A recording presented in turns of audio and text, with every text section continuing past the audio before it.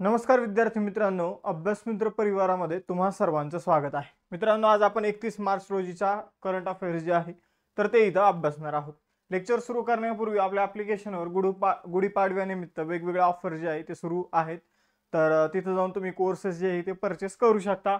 त्याचबरोबर कोर्सेस कोणते सुरू आहेत? राज्यसेवेची पूर्वपरीक्षेची विजयश्री बॅच सुरू आहे. कंबाईन गट क पूर्वपरीक्षेची लक्ष्य बॅच सुरू आहे. कंबाईन गट ब आणि गट क प्री प्लस मेन्स प्लस इंटरव्ह्यूसाठी फाउंडेशन बॅच, राज्यसेवा फाउंडेशन बॅच, कंबाईन गट ब मुख्य परीक्षेची यशस्वी बॅच सुरू आहे मित्रांनो. त्याचबरोबर अभ्यास मित्राच्या नोट्स आहे ज्या तुम्ही परचेस करू शकता. ठीक आहे, यासाठी तुम्हाला अभ्यास मित्र ॲप डाउनलोड करायचं आहे. नोट्स ज्या असणार आहेत ते तुम्हाला बॅचेसमध्ये इन्क्लूड असणार आहे. टेलिग्राम चॅनल जॉईन करायचं आणि इंस्टाच्या पेजला फॉलो करायचे. सुरुवात करूया मित्रांनो आपण इथं 31 मार्चच्या चालू घडामोडीला. तर पहिला इथं प्रश्न आहे, खेलो इंडिया पॅरा गेम्स 2025 मध्ये कुणी अव्वल स्थान पटकावलेलं आहे? तर खेलो इंडिया पॅरा गेम्स जे आहे, ठीक आहे, पॅरा म्हणजे दिव्यांग खेळाडूंचे जे काही खेळ असतात त्याला पॅरा शब्द वापरला जातो. मग खेलो इंडिया पॅरा गेम्स 2025 जे आहे तर त्यामध्ये अव्वल स्थान जे आहे ते हरियाणाने पटकावलेलं आहे. ही मित्रांनो दुसरी आवृत्ती होती, सेकंड. ठीक आहे, कुठं आयोजन करण्यात आलं होतं? तर दिल्लीमध्ये आयोजन करण्यात आलं होतं. ठीक आहे, दिल्लीमध्ये या आवृत्तीचं आयोजन करण्यात आलं होतं. ठीक आहे, तर आता आपण सगळी माहिती बघूया. प्रथम क्रमांक जो आहे तो हरियाणाने मिळवलेला आहे. मी पहिले दुसरे तिसरे तुम्हाला सांगून देतो. हरियाणाने पहिला क्रमांक मिळवला, 34 सुवर्ण पदक, 39 रौप्य पदक आणि 31 कांस्य पदक, 104 पदक हरियाणाने मिळवले. तमिळनाडूने दुसरा क्रमांक मिळवलेला आहे. ठीक आहे, 74 पदकासह. उत्तर प्रदेशने 64 पदकं जिंकलेली. तमिळनाडूने 28 सुवर्ण पदक आणि उत्तर प्रदेशने 23 सुवर्ण पदक.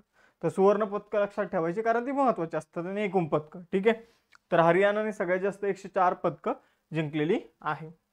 आपण जर बघितलं मित्रांनो तर या स्पर्धेचं आयोजन 20 ते 27 मार्च 2025 दरम्यान करण्यात आलं होतं नवी दिल्ली या ठिकाणी. तर नवी दिल्ली या ठिकाणी आयोजन करण्यात आलं होतं. 1200 खेळाडूंनी यामध्ये सहभाग नोंदवला होता. ठीक आहे, तर 1200 खेळाडूंनी सहभाग नोंदवला होता. यानंतर दुसरी आवृत्ती होती, उज्ज्वला नावाची चिमणी जी आहे ती शुभंकर होती. ठीक आहे, मेस्कॉट उज्ज्वला चिमणी होती. टॅगलाईन होती हौसलो की उडान. ठीक आहे, तर एवढं लक्षात ठेवायचं. आता रिसेंटली झालेल्या स्पर्धा बघूया. आशियाई कुस्ती चॅम्पियनशिप 2025 मध्ये कांस्य पदक सुनील कुमारने जिंकलेला आहे. फेब्रुवारी 2025 साठी आयसीसी पुरुष खेळाडूचा पुरस्कार शुभमन गिल आणि महिला खेळाडूचा पुरस्कार आलाना किंगला मिळालेला आहे. आयसीसी चॅम्पियन्स ट्रॉफी भारताने जिंकली, न्यूझीलंडला हरवलं. 6वे आशियाई महिला कबड्डी विजेतेपद 2025 भारताने जिंकलं, इराणला हरवलं. तिसरे साबा साऊथ एशियन बास्केटबॉल असोसिएशन ची चॅम्पियनशिप जी आहे, तिसरी महिला चॅम्पियनशिप ती भारताने जिंकलेली आहे. जागतिक ज्युनियर बुद्धिबळ चॅम्पियनशिप प्रणव व्यंकटेशने जिंकलेली आहे. मेजर ध्यानचंद खेलरत्न पुरस्कार मनू भाकर, डी गुकेश, हरमनप्रीत सिंग आणि प्रवीण कुमार यांना मिळालेला आहे. आणि रणजी ट्रॉफी जी आहे मित्रांनो ती विदर्भाच्या संघाने जिंकलेली आहे. मोस्ट इम्पॉर्टंट क्वेश्चन आजच्या लेक्चरचा. ठीक आहे, दुसरा क्वेश्चन काय आहे बघा. 34वा सरस्वती सन्मान जो आहे 2025 मध्ये कोणाला प्रदान करण्यात आलेला आहे? तर 34वा सरस्वती सन्मान भद्रेश दास यांना प्रदान करण्यात आलेला आहे. यावर्षी हा सरस्वती सन्मान संस्कृत भाषेला देण्यात आलेला आहे. ठीक आहे, हा सरस्वती सन्मान जो आहे तो के बिर्ला फाउंडेशन मार्फत देण्यात येतो. 1991 मध्ये हा पुरस्कार सुरू झाला होता. पहिला पुरस्कार हरिवंश राय बच्चन, अमिताभ बच्चन यांच्या वडील यांना देण्यात आला होता. तर यावेळी भद्रदास यांना हा पुरस्कार देण्यात आलेला आहे. प्रसिद्ध संस्कृत विद्वान आहे महामहोपाध्याय साधू भद्रेश दास. ठीक आहे, तर भद्रेश दास आपण यांचं एक संस्कृत काव्य आहे त्याला हा पुरस्कार मिळालेला आहे, स्वामीनारायण सिद्धांत सुधा. ठीक आहे, तर या काव्य संग्रहास स्वामीनारायण यांच्या विषयी जे काव्य आहे तर त्याला हा पुरस्कार मिळालेला आहे. के बिर्ला फाउंडेशन मार्फत हा पुरस्कार दिला जातो. ठीक आहे, 33वा सरस्वती सन्मान मल्याळम कवयित्री आणि साहित्यिक प्रभा वर्मा त्यांच्या रौद्र सात्विकम या काव्य संग्रहासाठी प्रभा वर्मा जर आपण बघितलं त्यांना काय मिळाला होता? सरस्वती सन्मान, 33वा सरस्वती सन्मान मिळाला होता. आता सरस्वती सन्मान मी तुम्हाला सांगितलं के बिर्ला फाउंडेशन मार्फत देण्यात येतो. 1991 पासून देण्यात येतो. पहिला हरिवंश राय बच्चन यांना मिळाला होता त्यांच्या 4 खंडाच्या आत्मचरित्रासाठी. आपण जर बघितलं तर हा पुरस्कार गेल्या 10 वर्षामध्ये जे भारतीय राज्यघटनेच्या 8व्या अनुसूचीमध्ये ज्या 22 भाषा आहे तर त्या 22 भाषेमध्ये मागच्या 10 वर्षामध्ये जे काही उत्कृष्ट लेखन असेल त्या लेखनास दिला जातो एखाद्या व्यक्तीच्या. तिसरा क्वेश्चन आहे, कोणत्या भारतीय क्रिकेटपटूची मार्च 2025 मध्ये L&T Larsen and Toubro finance limited, ठीक आहे, L&T फायनान्स लिमिटेडचे नवीन ब्रँड अँबॅसेडर म्हणून नियुक्ती करण्यात आली. तर L&T चे नवीन फायनान्स ब्रँड अँबॅसेडर जे आहे मित्रांनो ते बनलेले आहे जसप्रीत बुमराह. ठीक आहे. यानंतर पुढे जाऊया. L&T खूप फेमस कंपनी आहे. तर L&T चीच एक कंपनी आहे, उपकंपनी L&T फायनान्स. नोव्हेंबर 1994 मध्ये L&T फायनान्सची स्थापना झालेली आहे मित्रांनो. त्याचबरोबर मुंबई महाराष्ट्रामध्ये मुख्यालय आहे. MD आणि CEO आहे सुदीप्त रॉय. आता जे काही रिसेंट ब्रँड अँबॅसेडर बनलेले ते बघून घेऊया. फेडरल बँकेने विद्या बालन यांची ब्रँड अँबॅसेडर म्हणून नियुक्ती केली. लेविस ब्रँडचे ब्रँड अँबॅसेडर बनलेले दलजीत दोसांझ. केंद्रीय बंदरे शिपिंग आणि जलमार्ग मंत्रालयाचे ब्रँड अँबॅसेडर बनलेले Manu Bhaker. United nation global climate brand ambassador बनलेले शुभ, पंजाबी रॅपर आहे. पंकज त्रिपाठी मध्य प्रदेश पर्यटनाचे ब्रँड अँबॅसेडर बनलेले. तर पर्यटन ब्रँड अँबॅसेडर विचारले जातात त्यामुळे त्यावर क्वेश्चन येऊ शकतो. थायलंड पर्यटनाचे ब्रँड अँबॅसेडर बनलेले सोनू सूद. रश्मिका मंदाना जर बघितलं भारतीय सायबर क्राईम कोऑर्डिनेशन सेंटरचे ब्रँड अँबॅसेडर बनलेले आहे. युनिसेफ इंडियाचे ब्रँड अँबॅसेडर बनलेले आहे करीना कपूर खान. तंबाखू नियंत्रणाची ब्रँड अँबॅसेडर बनलेली PV सिंधू. आणि स्टेट बँक ऑफ इंडियाच्या ब्रँड अँबॅसेडर आहे महेंद्रसिंग धोनी. तर इथं दोन तुम्हाला लक्षातच ठेवायचे, बाकी मग तुमच्या हळूहळू जसे रेग्युलर तुम्ही लेक्चर करतात तसे पाठ होऊन जाईल. 28 मार्च 2025 रोजी कोणत्या दोन देशांमध्ये 7.7 तीव्रतेचा भूकंप जो आहे तर तो आलेला आहे. तर आपण जर बघितलं 7.7 मॅग्निट्यूडचा भूकंप जो आहे तो म्यानमार आणि थायलंड मध्ये आलेला आहे. जर तुम्ही इंस्टाग्राम वगैरे यूज करत असाल, ठीक आहे, युट्यूब शॉर्ट्स वगैरे बघत असाल तर थायलंड मधले जे काही बिल्डिंग्स आहेत तर त्यांच्यावर स्विमिंग पूल असतात बऱ्याचशा बिल्डिंग्सवर. ठीक आहे. मग आपण जर बघितलं त्या स्विमिंग पूल मधून पाणी खाली पडताना तुम्ही बिल्डिंगच्या बघितलं असेल. ठीक आहे. तर थायलंडमध्ये हा भूकंप आला होता. त्याचबरोबर म्यानमारमध्ये सुद्धा हा भूकंप आला होता. म्यानमारने तर आपल्या देशामध्ये मध्यवर्ती भागामध्ये आणीबाणी सुद्धा जाहीर केली या भूकंपापासून निपटण्यासाठी. ठीक आहे. तर आपण जर बघितलं तर 7.7 मॅग्निट्यूडचा भूकंप जो आहे तर तो म्यानमारमध्ये आणि त्याचबरोबर थायलंडची राजधानी बँकॉकमध्ये आपल्याला बघायला मिळालेला आहे. म्यानमारच्या लष्कराने देशाच्या मध्यवर्ती भागामध्ये आणीबाणी सुद्धा घोषित केलेला आहे. केंद्र सरकारने मार्च 2025 मध्ये सुरू केलेल्या सहकार आधारित परिवहन सेवेचं नाव काय? जसं मित्रांनो ओला आहे, जसं उबेर आहे, ठीक आहे, जसं आता रॅपिडो आहे, ठीक आहे, रॅपिडो आहे.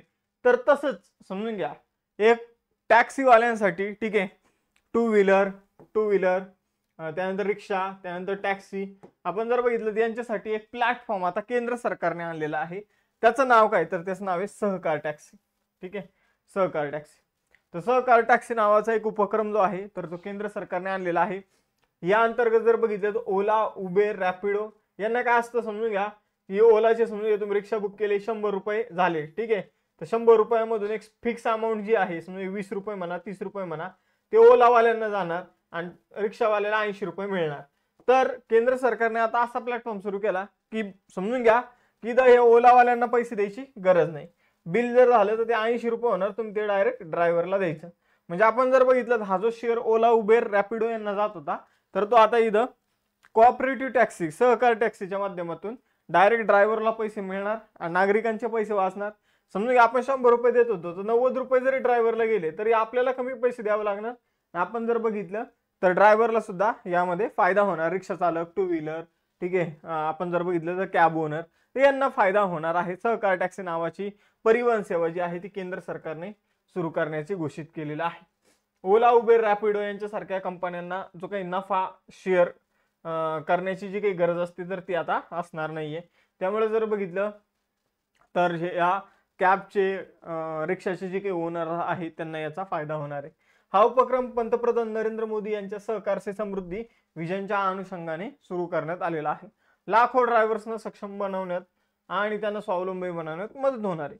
उपक्रम चांगला आहे, फक्त याची अंमलबजावणी चांगल्या पद्धतीने झाली पाहिजे. ठीक आहे.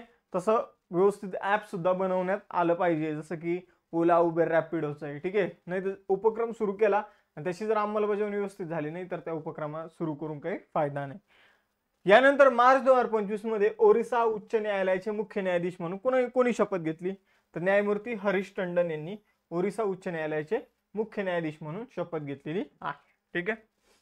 यानंतर ओरिसा उच्च न्यायालय जे आहे तर 26 जुलै 1948 ला स्थापन झालं. कटक मध्ये उच्च न्यायालय आपल्याला बघायला मिळतं. आणि सरन्यायाधीश नाही म्हणायचं, उच्च न्यायालयाच्या न्यायाधीशांना मुख्य न्यायाधीश म्हणायचं. ठीक आहे. उच्च न्यायालयाचा जो मेन न्यायाधीश असतो तो मुख्य न्यायाधीश असतो. मग आपण जर बघितलं न्यायमूर्ती हरीश टंडन जे आहे ते ओडिशाचे कोण आहे तर मुख्य न्यायाधीश आहे. मग मला मित्रांनो सांगा की न्यायाधीशांच्या नियुक्तीबाबत उच्च न्यायालयाच्या न्यायाधीशांच्या नियुक्तीबाबतचं कलम काय आणि उच्च न्यायालयाच्या न्यायाधीशांची नियुक्ती कुणामार्फत केली जाते, राज्यपाल की राष्ट्रपती, हे तुम्हाला कमेंट बॉक्समध्ये सांगायचे. 1 एप्रिल 1936 मध्ये आपण जर बघितलं तर ओडिशाची स्थापना झाली. भुवनेश्वर राजधानी. मोहनचरण मांझी मुख्यमंत्री आहे. रघुवीर दास राज्यपाल आहे. उच्च न्यायालय ओडिशा उच्च न्यायालय आहे कटकमध्ये. चक्रधर शरण सिंह हे पहिले मुख्य न्यायाधीश होते, आता हरीश टंडन बनलेले आहे. मुख्य सचिव आहे मनोज आहुजा. ओडिशाला 4 राज्याची सीमा लागते. इथं खाली जर बघितलं आंध्र प्रदेश, आपण जर बघितलं तर वरती जर बघितलं झारखंड, तिकडे पश्चिम बंगाल आणि छत्तीसगड, तर यांची सीमा आपल्याला ओडिशाला लागताना दिसते.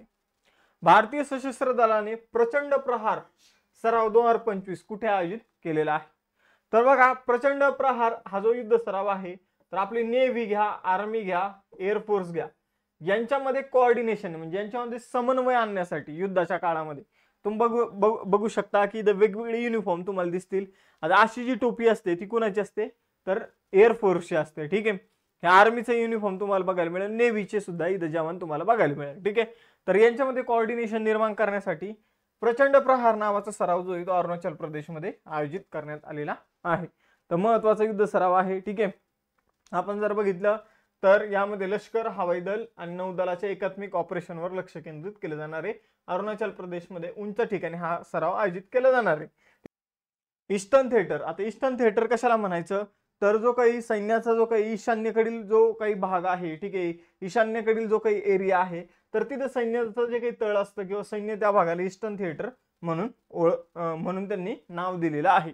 तर ईस्टर्न थिएटर ऑपरेशनला इथं मदत व्हावी यासाठी हा युद्ध सराव जो आहे तो आयोजित करण्यात येतो. ठीक आहे.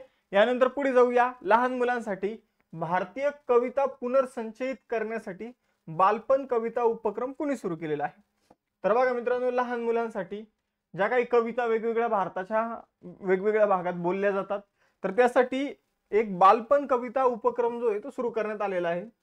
आपण जर बघितलं 22 मार्च ते 22 एप्रिल या कालावधीमध्ये काय केलं जाणार आहे, सगळ्या देशातील लहान मुलांना बोलवलं जाणार आहे. मग जे काही समजून घ्या, नर्सरीतल्या असू द्या, पहिलीतल्या असू द्या, ठीक आहे, आणि त्यांना जे काही कविता असतात, ठीक आहे, तर त्या कविता त्यांना बोलायला लावणार आहे आणि त्याचं संग्रहण केलं जाणार आहे. ठीक आहे. तर लहान मुलांसाठी भारतीय कविता पुनर्संचयित करण्यासाठी बालपण कविता उपक्रम कोणी सुरू केलेला आहे तर शिक्षण मंत्रालयाने हा उपक्रम सुरू केलेला आहे. तर केंद्रीय शिक्षण मंत्रालयाने सर्व भारतीय भाषा आणि इंग्रजीमध्ये नर्सरी रायम्स जे आहे तर त्याचा संग्रह तयार करण्यासाठी बालपण कविता उपक्रम सुरू केलेला आहे. 22 मार्च ते 22 एप्रिल पर्यंत हा उपक्रम चालणार आहे. 3 ते 8 वयोगटातील मुले यामध्ये सहभागी होऊ शकतात. ठीक आहे. तर एवढं आपल्याला लक्षात ठेवायचं आहे. हा एक संग्रह तयार केला जाणार आहे जो भविष्यामध्ये सुद्धा जे काही लहान मुलं असतील भविष्यातली त्यांना सुद्धा या कविता ऐकवल्या जातील किंवा त्यांना सुद्धा या कवितेचा लाभ मिळेल. शिक्षण मंत्री आहे धर्मेंद्र प्रधान. ठीक आहे. Green and digital shipping corridor साठी भारत आणि कोणत्या देशाने लेटर ऑफ इंटेंटवर स्वाक्षरी केलेली आहे तर green and digital shipping corridor बाबत भारत आणि सिंगापूरने लेटर ऑफ इंटेंटवर स्वाक्षरी केलेली आहे. तर हे तुम्हाला लक्षात ठेवायचं आहे. डिजिटलायझेशन आणि डिकार्बनायझेशनला प्रोत्साहन देणं हा याचा मुख्य उद्देश आहे. ठीक आहे. आपण जर बघितलं शून्य किंवा किमान हरितगृह वायू उत्सर्जनासह तंत्रज्ञान आणि डिजिटल उपायांच्या विकासाला गती देणं. तर भारताने green and digital shipping corridor विकसित करण्यासाठी जर आपण बघितलं तर लेटर ऑफ इंटेंट म्हणजे जो काही करार आहे तर तो साईन केलेला आहे. सिंगापूरची राजधानी सिंगापूर सिटी. सिंगापूर डॉलर चलन आहे. आशिया खंडाचं सिंगापूर. ली सिएन लुंग हे तिथले पंतप्रधान आहे. अध्यक्ष आहे थर्मन षण्मुगरत्नम. शेजारील देश मलेशिया आणि इंडोनेशिया. मार्च 2025 मध्ये जगातील सर्वात मौल्यवान स्टील मॅन्युफॅक्चरिंग कंपनी कोण बनली तर बघा मित्रांनो, JSW स्टील ही जगातील सगळ्यात मौल्यवान स्टील मॅन्युफॅक्चरिंग कंपनी बनलेली आहे. जगातल्या टॉपच्या 3 कंपन्या जर दाखवल्या तर JSW स्टीलचं भाग भांडवल आहे $30 बिलियन पेक्षा जास्त. न्यूकोर कॉर्प म्हणून एक अमेरिकेची कंपनी, तिचं आहे 29.92 बिलियन डॉलरचं भागभांडवल. आणि आर्सेलर मित्तल नावाची एक कंपनी आहे, तिचं भागभांडवल आहे 27 बिलियन डॉलरचं, जी युरोपची कंपनी. म्हणजे आपली भारतीय कंपनी आपण जर बघितलं तर एक स्टीलची कंपनी जगात 1 नंबरला गेलेली आहे, JSW स्टील. ठीक आहे, तिने न्यूकोर कॉर्पोरेशन जे आहे त्याला मागं टाकलेलं आहे. आणि आपण जर बघितलं तर कंपनी टॉपला गेलेली आहे. तर सज्जन जिंदल हे कंपनीला चालवतात, यांच्या नेतृत्वाखाली आपण हा ऐतिहासिक टप्पा जो आहे तर तो पार केलेला आहे. JSW स्टीलची स्थापना 1982 ची आहे.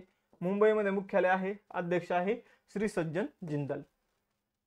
कोणत्या राज्य सरकारने इज्जर बचौली वन्यजीव अभयारण्य राज्याची पहिली बिबट्या सफारी म्हणून विकसित करण्याची घोषणा केली? तर झज्जर बचौली वन्यजीव अभयारण्य आहे पंजाबमध्ये. आणि पंजाब राज्य सरकार काय करणार आहे तर या अभयारण्याला बिबट्या सफारी म्हणून विकसित करणार आहे. म्हणजे तिथे लोकांना नेलं जाणार बिबट्या दाखवण्यासाठी. ठीक आहे, तर एवढं लक्षात ठेवायचंय. वन्यजीव संरक्षणाला चालना देणे आणि पर्यटनाचा विकास करणे, ठीक आहे, इको टुरिझमचा विकास करणे, यासाठी हा निर्णय पंजाब सरकारने घेतलेला आहे. त्यासाठी 10 कोटी रुपयाची तरतूद सुद्धा करण्यात आलेली आहे. ठीक आहे, झज्जर बचौली वन्यजीव अभयारण्य पंजाबमधील रूपनगर जिल्ह्यामध्ये आपल्याला बघायला मिळतं. पंजाबमध्ये कोणतंही राष्ट्रीय उद्यान नाहीये मित्रांनो. मार्च 2025 मध्ये देशातील पहिल्या स्वदेशी MRI मशीन ज्या आहे, ठीक आहे, तर त्याची चाचणी कुठे सुरू झालेली? तर देशातील स्वदेशी MRI मशीन एम्स दिल्लीमध्ये बसवण्यात आलेलं आहे आणि ती त्याची चाचणी सुरू झालेली आहे.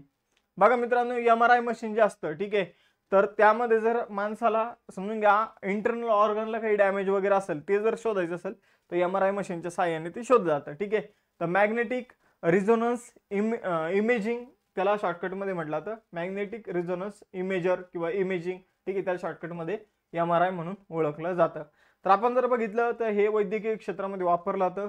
इथं जर बघितलं तर वेगवेगळ्या लहरी, चुंबकीय लहरी, रेडिओ लहरीचा वापर करून काय केलं जातं, शरीराचे अवयव जे आहे, ठीक आहे, तर त्याचे छायाचित्र घेतली जातात. त्यामुळे काय होतं की रोगाचं अचूक निदान होताना आपल्याला बघायला मिळतं. ठीक आहे, तर याची चाचणी, स्वदेशी MRI मशीनची चाचणी एम्स दिल्लीमध्ये चालू आहे. स्वदेशी असल्यावर इम्पोर्टचा खर्च कमी होणार. ठीक आहे, त्याचबरोबर जर बघितलं तर कमी पैशामध्ये आपले MRI निघणार. ठीक आहे, तर लक्षात ठेवायचंय एम्स दिल्लीमध्ये हे बसवण्यात आलेलं आहे. एम्स दिल्लीची स्थापना 1956 मध्ये करण्यात आली. सध्याचे अध्यक्ष M श्रीनिवास. नवी दिल्लीमध्येच मुख्यालय आहे. एम्स दिल्ली नाव आहे तर नवी दिल्ली येणार. ठीक आहे, एम्सचा फुल फॉर्म आहे all India institute of medical sciences. ठीक आहे, तर लक्षात ठेवायचंय. त्यानंतर आता 2 टेस्ट क्वेश्चन, 34वा सरस्वती सन्मान कुणाला मिळालेला आहे आणि खेलो इंडिया पॅरा गेम्स कोणी अव्वल स्थान पटकवलेलं आहे हे तुम्हाला सांगायचंय. ठीक आहे, त्याचबरोबर वेगवेगळ्या बॅचेस सुरू आहे. या बॅचेसवर गुढीपाडव्यानिमित्त डिस्काउंट आहेत. या डिस्काउंटचा लाभ घ्या मित्रांनो. ठीक आहे, नोट्स टेस्ट सिरीज इन्क्लूड असणाऱ्या या बॅचेस आहे, सगळ्या गोष्टी एकाच ठिकाणी. त्यासाठी फक्त तुम्हाला अभ्यास मित्र ॲप डाउनलोड करायचं, टेलिग्राम चॅनल जॉईन करायचं, इंस्टाच्या पेजला फॉलो करायचं आहे. मग मित्रांनो थांबूया आपण इथं, भेटूया नेक्स्ट सेशनमध्ये. चलो बाय बाय एव्हरीवन, जय हिंद.